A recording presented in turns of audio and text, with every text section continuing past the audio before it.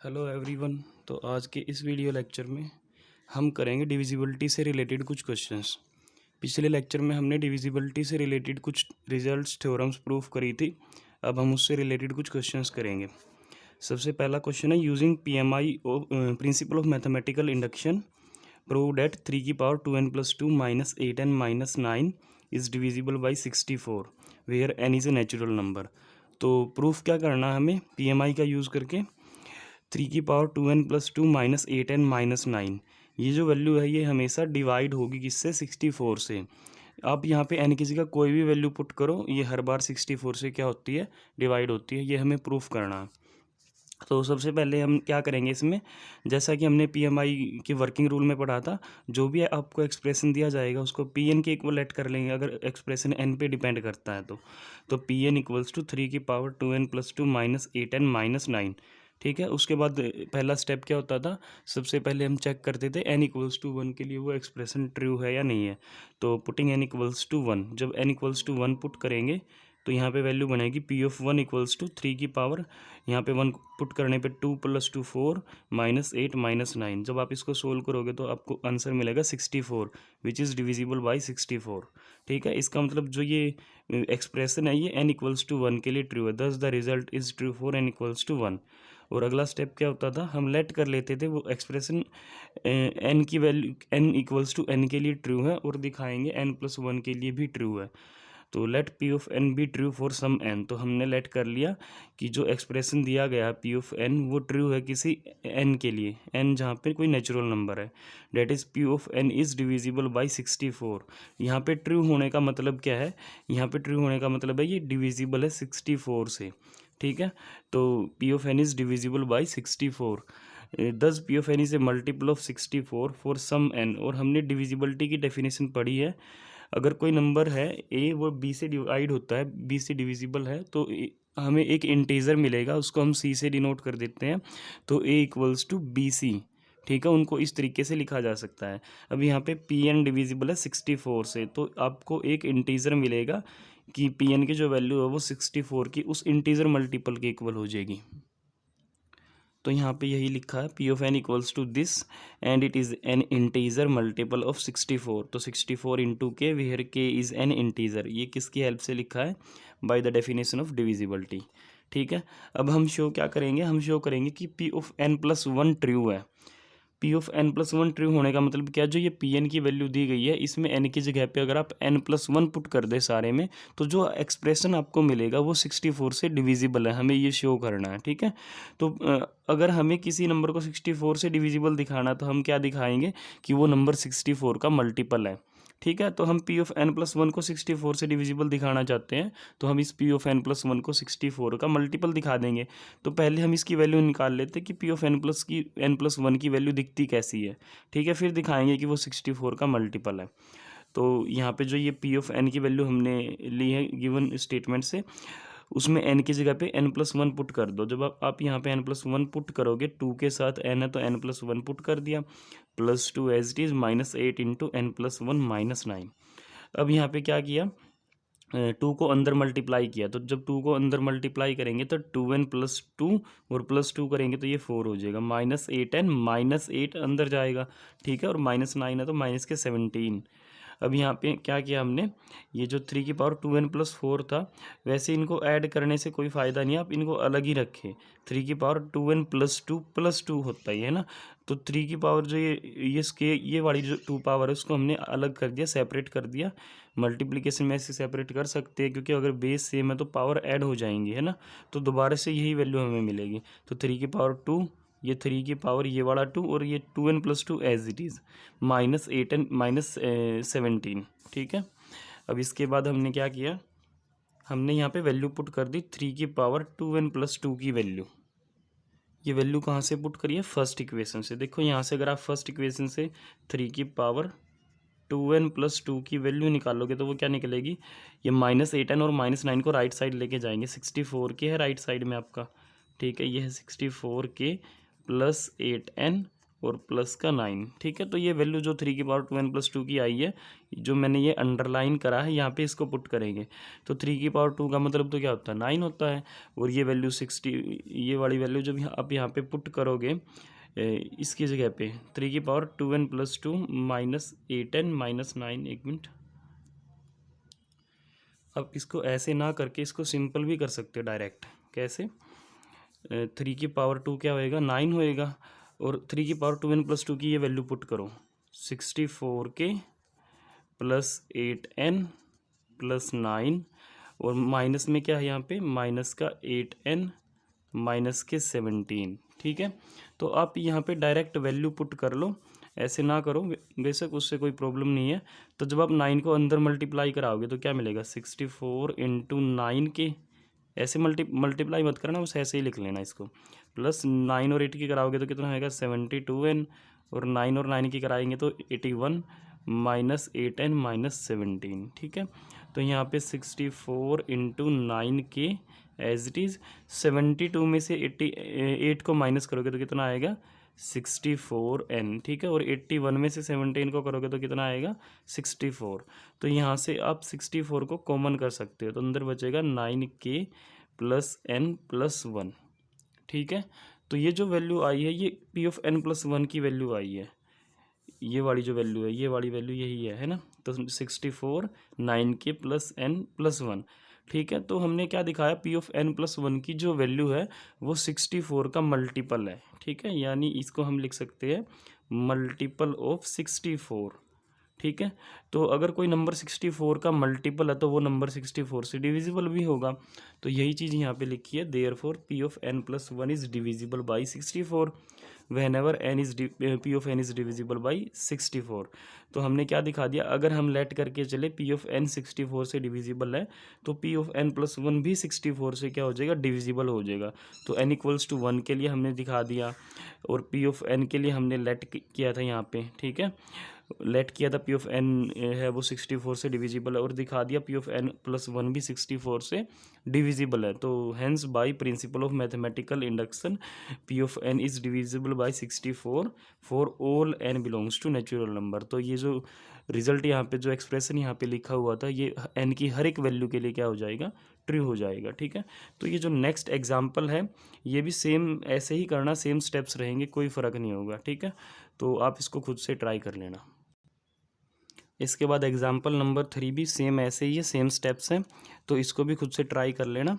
Example number 4 करेंगे हम। ठीक है, तो एग्जाम्पल नंबर 4 में क्या है, इसमें 2 पार्ट है। पहले पार्ट में क्या लिखा हुआ है, every number of the form 6n+1 is also of the form 6n-5, कि अगर कोई भी नंबर 6n+1 की फॉर्म में लिखा जा सकता है तो वो 6n-5 की फॉर्म में भी लिखा जा सकता है। और इससे अगले वाले पार्ट में क्या, every number which of the form 8k-3 is also of the form 8k+5। जो नंबर 8k-3 फॉर्म का है वो 8k+5 फॉर्म में भी लिखा जा सकता है। ठीक है, तो इसका सोल्यूशन है, पहला पार्ट करेंगे हम, let S be the set of the numbers of the form 6n+1। हमने क्या किया, सेट बना लिया इस टाइप के सभी नंबर्स का, 6n+1 टाइप के जो भी नंबर्स हैं। तो सबसे पहला नंबर क्या बनेगा, यहाँ पे अगर आप ये n जो है इंटीजर वैल्यू रखी गई है, n की जगह 0 रखेंगे तो क्या बनेगा यहाँ पे 1 रखेंगे तो क्या बनेगा यहाँ पे 7। ठीक है, 2 रखेंगे तो क्या बनेगा 13। तो वो सारे नंबर्स यहाँ पे रख दिए है ना। Also every member of the set S can be written in the form 6n-5 where n is an integer. देखो, अगर आप यहाँ पे n की जगह वैल्यू पुट करते हो 1, ठीक है, 1 पुट करोगे तो वैल्यू क्या आएगी 6-5 मतलब 1 ही आएगा। 2 पुट करो, 6 × 2 करोगे तो 12-5 मतलब 7 आ जाएगा। 3 पुट करने पे 13 आ जाएगा। तो ये जो वैल्यू लिखी गई है इसकी हेल्प से भी हम ये सारे नंबर डिराइव कर सकते हैं। तो इसीलिए लिखा गया also every number of the set S can be written in the form of 6n-5। तो इस चीज़ को हम एक और तरीके से भी देख सकते हैं, इसको हम डिविजिबिलिटी का यूज़ करके भी देख सकते हैं।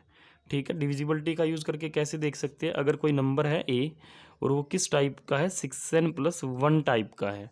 ठीक है, इसका मतलब क्या है, इसका मतलब ये है कि उस नंबर को हम इसको ऐसे बोल सकते हैं कि उस नंबर को हमने 6 से डिवाइड किया एंड कोशिएंट आया है और 1 क्या आया वहाँ पे, रिमाइंडर आया, क्योंकि डिवीज़न एल्गोरिथम जो कि आगे आएगी, वैसे तो आपने छोटी क्लासेज में पढ़ी होगी। तो ए को हमने 6 से डिवाइड किया, 1 रिमाइंडर आया है, ठीक है। इसको हम आगे जो चैप्टर आएगा कॉन्ग्रुएंसीज, उसमें आप देखोगे इसको कैसे लिखा जा सकता है। ए माइनस 1 इक्वल्स टू 6n लिखने पे A is congruent to 1 modulo 6। ये शायद आपको फ़िलहाल समझ में ना आए, पर जब आप कॉन्ग्रुएंसीज वाला चैप्टर करोगे तो उसके बाद ये बड़े आराम से समझ में आ जाएगा कि ये चीज़ क्या लिखी हुई है। A is congruent to 1 modulo 6, ठीक है। हम ऐसे भी लिख सकते हैं कि 1 इज़ कॉन्ग्रुएंट टू -5 मोडुलो 6, ठीक है। क्योंकि -5 को जब हम इस साइड लेके आएंगे तो कॉन्ग्रुएंसीज में ये होता है कि ये लिखा क्यों जाता है, जब इनका डिफरेंस इस नंबर से डिवाइड हो जाए तो 1 + 5, 1 - 5 मतलब +5, यानी 6 इज़ डिविजिबल बाई 6। तो ये जो कॉन्ग्रुएंस है ये ठीक है। तो ये इसके कॉन्ग्रुएंट है और ये इसके कॉन्ग्रुएंट है, तो यहाँ से हम लिख सकते हैं दिस इम्प्लाइज ट्रांजिटिव रिलेशन होता है जो कॉन्ग्रुएंसी का जो रिलेशन है, A is congruent to -5 modulo 6। तो इसको लिखा जा सकता है A is congruent to -5 modulo 6। और यहाँ से हम लिख सकते हैं कि ये जो, जैसे यहाँ पे हमने लिखा था ए इज इक्वल्स टू 6n + 1, कब, जब ये मतलब इसको ए को 6 से डिवाइड कर रहे थे और 1 रिमाइंडर आया था। तो यहाँ पे क्या लिखेंगे, ए इज इक्वल्स टू 6n - 5, कि हमने ए को 6 से डिवाइड किया और -5 रिमाइंडर आया है, ठीक है। तो कॉन्ग्रुएंसीज की हेल्प से भी ये बातें बोली जा सकती है जो यहाँ पे लिखी हुई है। सेम ऐसे ही 8k - 3 का भी आप कर सकते हो। मैं कॉन्ग्रुएंस की हेल्प से अगर इसको लिख के दिखाऊँ, 8k माइनस, अगर कोई नंबर है आपके पास ए जो कि किस फॉर्म का है, 8k - 3 फॉर्म का है, ठीक है। तो इसको लिखा जा सकता है this implies 8a + 3 equals to 8k, यानी वो नंबर है जो वो a + 3 है वो 8 से डिविजिबल है। तो कॉन्ग्रुएंस में इसको कैसे लिखेंगे, a is congruent to -3 modulo 8, ठीक है। और हमें पता है -3 कॉन्ग्रुएंट होगा किसके, -3 इज़ कॉन्ग्रुएंट टू 5 मोडुलो 8, ठीक है। क्यों, क्योंकि 5 को उधर लेके जाओगे -5 और -3 मतलब -8 विच इज़ डिविजिबल बाई 8। तो यहाँ पे ट्रांजिटिव रिलेशन का यूज़ करेंगे, ए इसके कॉन्ग्रुएंट है और ये 5 के कॉन्ग्रुएंट है। तो this implies A is congruent to 5 modulo 8, ठीक है। और इसकी हेल्प से हम क्या लिख सकते हैं, ए इक्वल्स टू 8n + 5, ठीक है। तो यही यहाँ पे लिखा हुआ है, 8k लिखो या 8n लिखो, वो एक इंटीजर होना चाहिए बस। तो ये एग्जाम्पल नंबर 4 था। इसके बाद है एग्जाम्पल नंबर 5। एग्जाम्पल नंबर 5 में क्या करना है, prove that square of an odd number is of the form 8k + 1, कि अगर आपके पास कोई भी ओड नंबर है तो उसका स्क्वायर इस टाइप का दिखेगा। तो लेट कर लेते हैं m कैसा नंबर है, ओड नंबर है। अगर ओड नंबर है तो हमने पहले पढ़ा है हर एक ओड नंबर 2k + 1 टाइप का होता है। अब यहाँ पे k की जगह बस हमने n वर्ड यूज़ किया, n सिंबल यूज़ किया। तो m is equals to 2n + 1 where n is an integer. अब क्या करेंगे, दोनों तरफ स्क्वेयरिंग करेंगे, तो m² इक्वल्स टू दिस। अब इसका स्क्वेयर ओपन करेंगे तो 4n² + 4n + 1, ठीक है। तो यहाँ पे हम लिख सकते हैं, यहाँ से हमने क्या किया, 4n कॉमन कर लिया। 4n जब हम कॉमन करेंगे तो अंदर क्या बचेगा, n + 1, और ये लास्ट में 1 एज इट इज़ है, ठीक है। 4 तो एज इट इज़, ये देखो क्या लिखा हुआ है, n और n + 1 की मल्टीप्लिकेशन। n कोई भी इंटीजर है और n + 1 उससे जस्ट अगला इंटीजर है। तो हमने एक रिजल्ट पढ़ा था कि अगर आप लगातार r इंटीजर्स की प्रोडक्ट करोगे तो वो हमेशा r के फैक्टोरियल से डिवाइड होगी। लास्ट लेक्चर में हमने ये थ्योरम प्रूफ करी थी। तो अब यहाँ पे n और n + 1 कितने इंटीजर है, 2 हैं। तो now product of 2 consecutive integers is divisible by 2 factorial. तो ये चीज़ है जो ये 2 फैक्टोरियल से डिविजिबल है। अब हमें पता है डेफिनेशन ऑफ डिविजिबिलिटी, अगर कोई चीज़ किसी नंबर से डिविजिबल है तो उसकी वैल्यू उस नंबर का इंटीजर मल्टीपल होगी, ठीक है। तो 2 फैक्टोरियल का मतलब 2 ही होता है। तो therefore n × n + 1 is divisible by 2, this implies n × n + 1 equals to 2 का इंटीजर मल्टीपल। तो इसीलिए क्या लिख दिया, 2k where k belongs to z। k क्या है, कोई इंटीजर है। तो ये वैल्यू यहाँ पे पुट करेंगे। तो 4 तो एज इट इज़ है, n × n + 1 की जगह क्या पुट कर दिया, 2k + 1 एज इट इज़ है। तो 4 × 2 मतलब 8k। तो यहाँ से हमें पता चल गया m का स्क्वायर किसके इक्वल हो गया, 8k + 1 के इक्वल हो गया है। तो हमने शो कर दिया कि कोई भी ओड नंबर है तो उसका स्क्वायर हमेशा 8k + 1 फॉर्म का ही मिलेगा। अब अगला एग्जाम्पल है, शो डैट 2 की power 2n + 1 is divisible by 5 a positive odd integer. n क्या है? For n a positive odd integer, n कोई भी पॉजिटिव ओड इंटीजर है और हमने शो करना है कि 2 की पावर 2n + 1 क्या है? 5 से डिविजिबल है। ठीक है, अगर हमें दिखाना है कि ये नंबर 5 से डिविजिबल है तो हम इसको दिखा देंगे कि ये नंबर 5 का मल्टीपल है।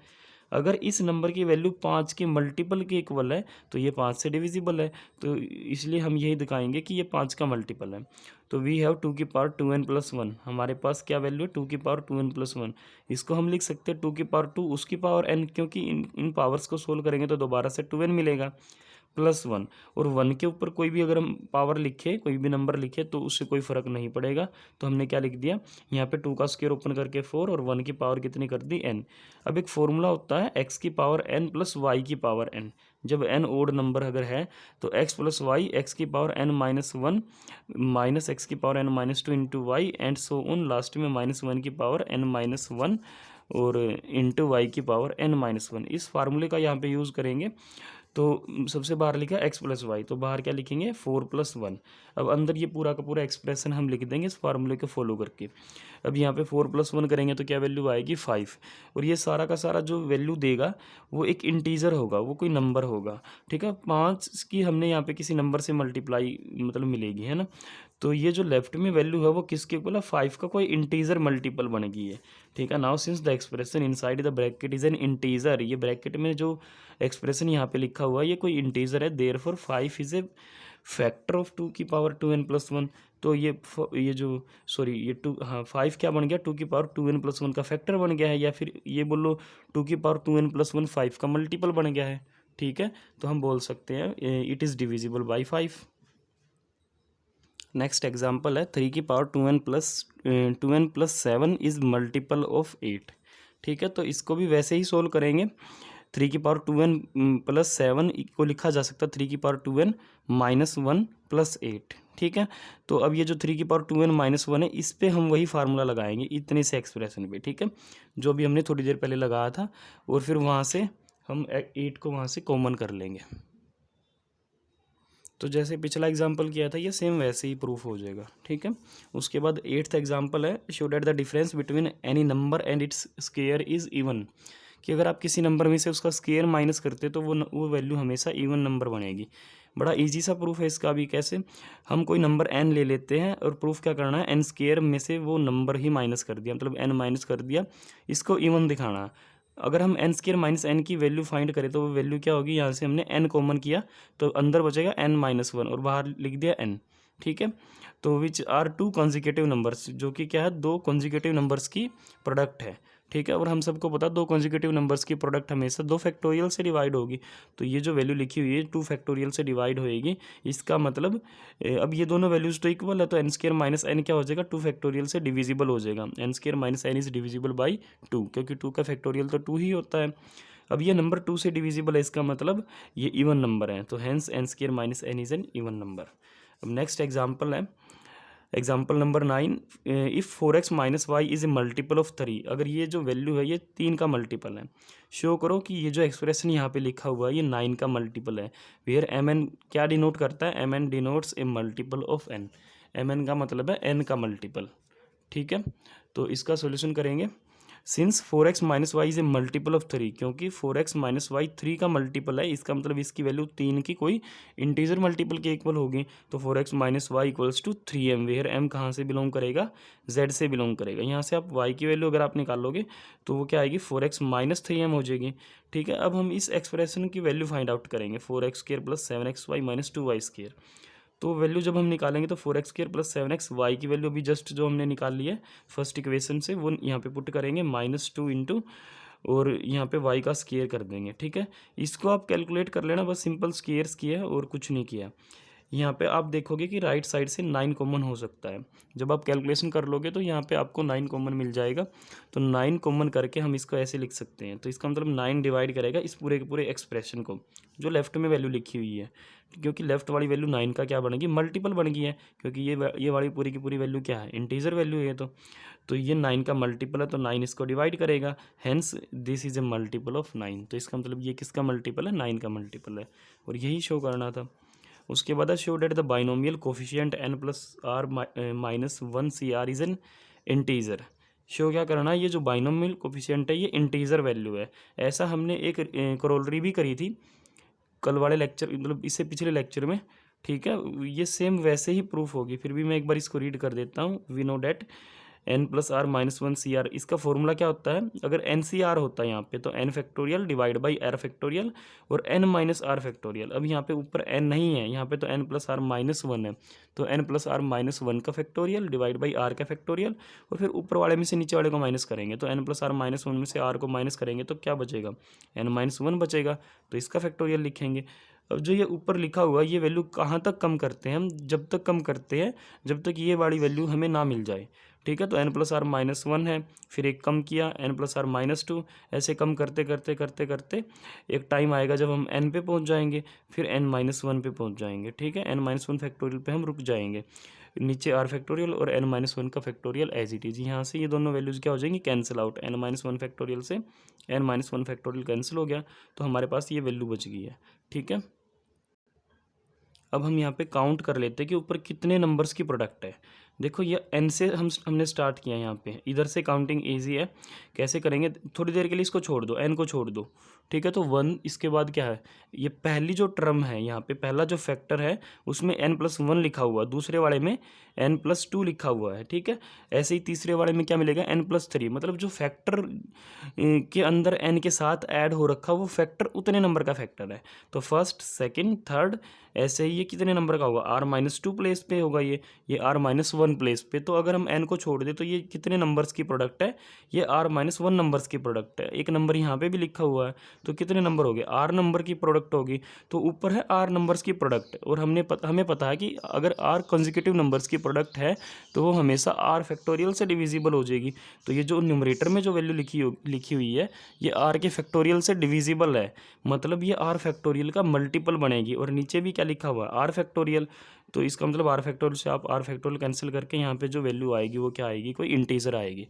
ठीक है, तो इसमें यही लिखा हुआ है, now this is being product of r consecutive numbers is divisible by r factorial. ये किससे डिविजिबल हो जाएगी, r फैक्टोरियल से। Therefore there exist an integer k such that, इसकी वैल्यू r फैक्टोरियल का इंटीजर मल्टीपल हो गया। अब यहाँ पे ये वैल्यू पुट करी, r फैक्टोरियल से r फैक्टोरियल कैंसिल आउट कर दिया, तो वैल्यू क्या मिल गई हमें, k which is an integer. तो hence the binomial coefficient n plus R minus one C R is an integer. ठीक है, उसके बाद ये है एग्जाम्पल नंबर 11। इसमें प्रूफ करना है कि ये जो एक्सप्रेशन यहाँ पे दिया गया है ये 6 से डिविजिबल है। तो इसको हम सोल्व करेंगे, n into N minus one into two N minus one equals to n into N minus one. अब यहाँ पे जो टू एन माइनस वन है इसको हमने ब्रेक करके लिख दिया, n plus one plus N minus two. ठीक है, ऐसे ब्रेक कर सकते हैं क्योंकि इनको दोबारा से जब हम ऐड करेंगे तो दोबारा से क्या मिल रहा है, n प्लस एन मतलब टू एन और प्लस वन माइनस टू मतलब माइनस वन, यही वैल्यू मिलेगी।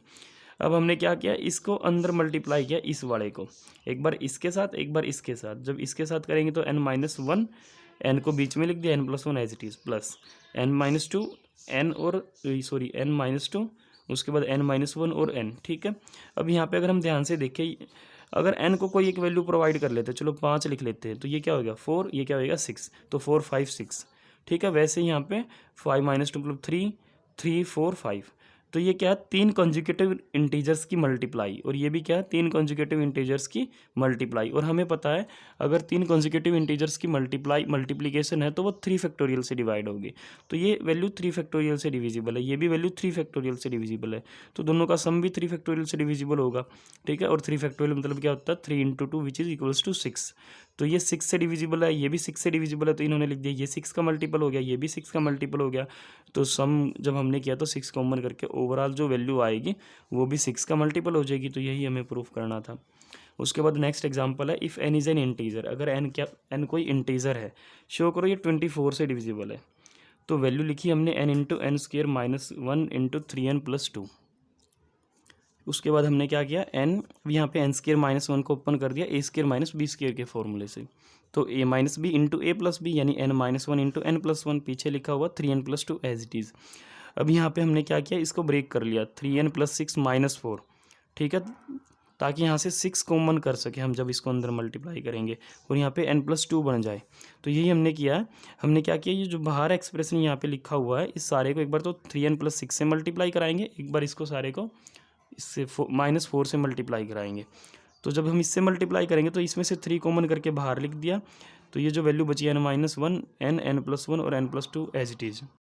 और इसके बाद यहाँ पे लास्ट में -4 से हमने इसको मल्टीप्लाई कर दिया। ठीक है, अब यहाँ पे देखो ये कितनी वैल्यूज़ की प्रोडक्ट है, 1 2 3 4, 4 के 4 कंसेक्यूटिव नंबर्स बनेंगे, तो ये 4 फैक्टोरियल से डिविजिबल हो जाएगी। ठीक है, 4 फैक्टोरियल का मतलब क्या होता है 24, और यहाँ पे 1 2 3 तीन नंबर्स की प्रोडक्ट है मतलब 3 फैक्टोरियल यानी कि 6 से डिविजिबल है। अब ये 6 × 4 करेंगे तो कितना होगा 24। ठीक है, तो ये 24 से डिविजिबल है, ये भी 24 से डिविजिबल, तो इनका डिफरेंस भी किससे डिविजिबल हो जाएगा 24 से डिविजिबल हो जाएगा। तो यही वैल्यू इन्होंने यहाँ पे लिखी हुई है।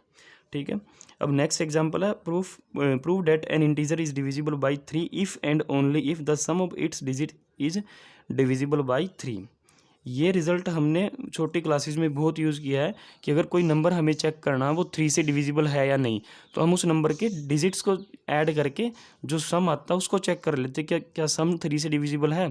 अगर सम 3 से डिविजिबल हो जाता है तो हम बोल देते हैं कि हमारा नंबर 3 से डिविजिबल है। ठीक है, और अगर नंबर 3 से डिविजिबल होता है तो सम भी 3 से डिविजिबल हो जाएगा। तो आज हम इसको प्रूफ करके दिखाएंगे। तो इसका सॉल्यूशन है let the given integer having n digits. तो हमने लेट कर लिया कि जो इंटीजर गिवन इंटीजर है उसके अंदर n डिजिट्स हैं।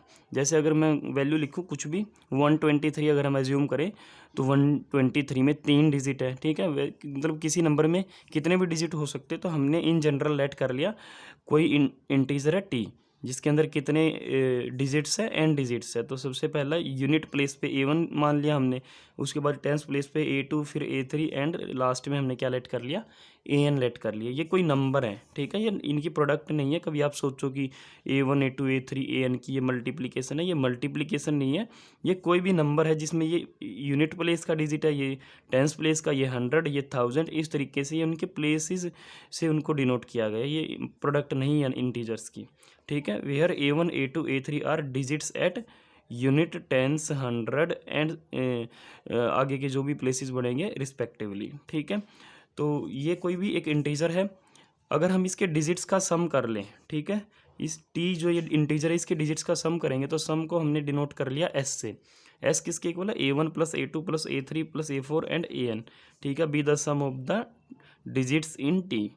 और अब हमें दिखाना क्या है, एक बार तो हम क्या लेके चलेंगे कि ये नंबर 3 से डिविजिबल है, और क्या दिखा देंगे सम भी 3 से डिवाइड हो रहा है। फिर एक बार हम लेके चलेंगे कि सम 3 से डिवाइड होता है और नंबर भी 3 से डिविजिबल है। ठीक है, वी अज्यूम, हमने क्या अज्यूम कर लिया, पहले हमने अज्यूम कर लिया 3 से ये नंबर डिविजिबल है, मतलब 3 डिवाइड्स द नंबर t।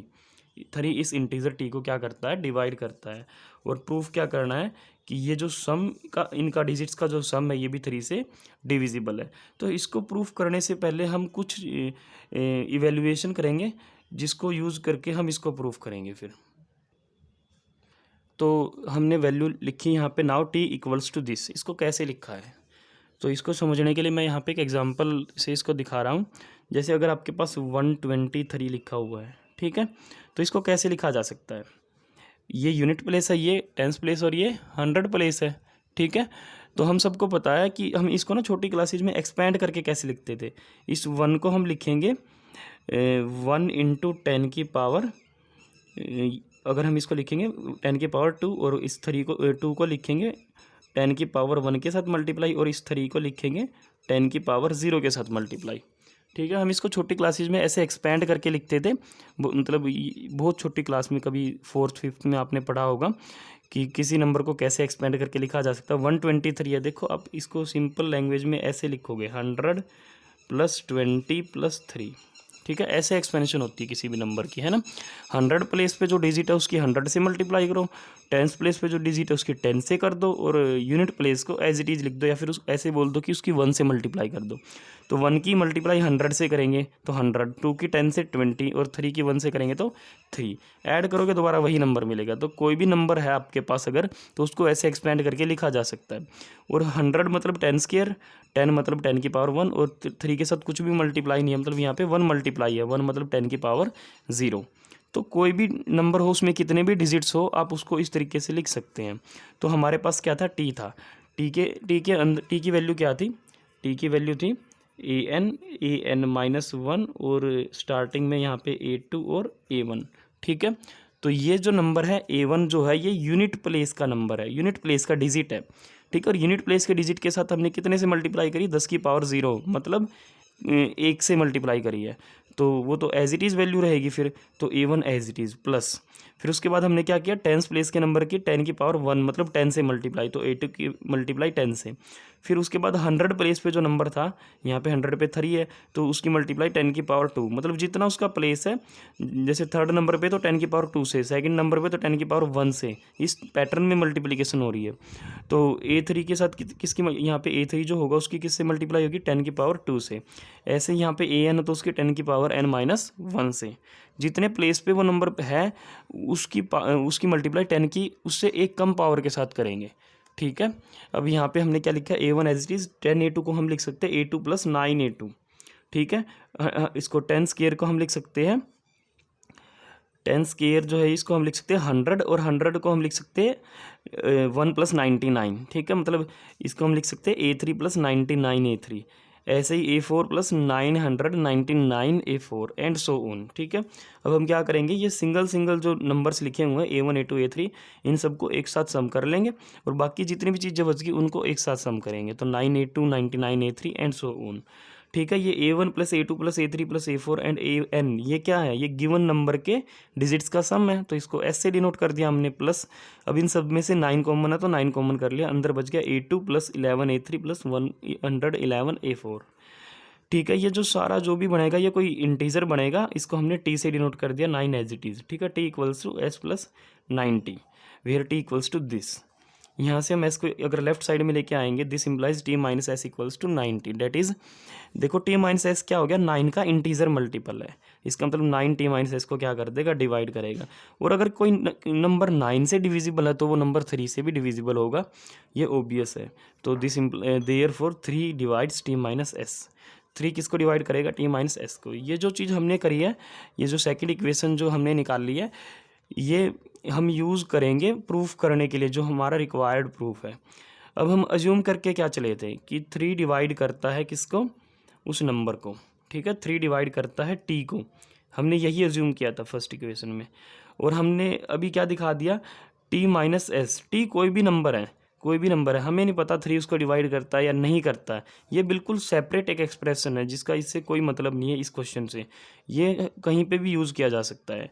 अगर T किसी नंबर को डिवाइड अगर 3 किसी नंबर T को डिवाइड करता है, हमने ये लेट कर लिया था, और ये हमने क्या दिखाया, 3 हमेशा डिवाइड करेगा किसी नंबर में से उसके डिजिट्स के सम को, 3 डिवाइड करेगा T - S को, ठीक है।